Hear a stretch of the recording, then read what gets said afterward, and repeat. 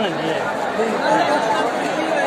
अब ये देखे उतरेगा जो जगह देख रहा है एकदम दिमाग का ऊपर।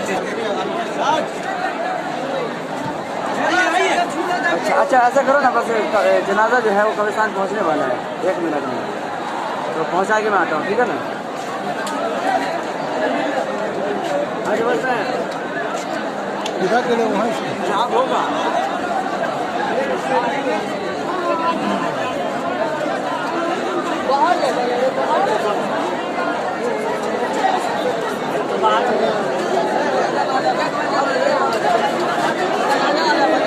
सब टूट गए।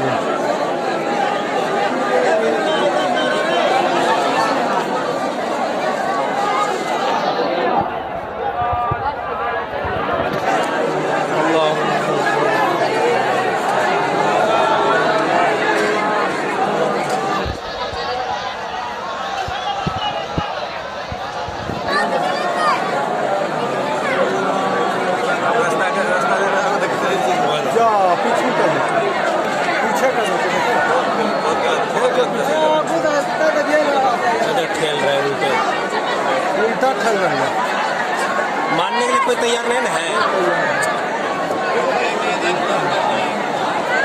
उनके नारे से ला रहे हैं सुनने से।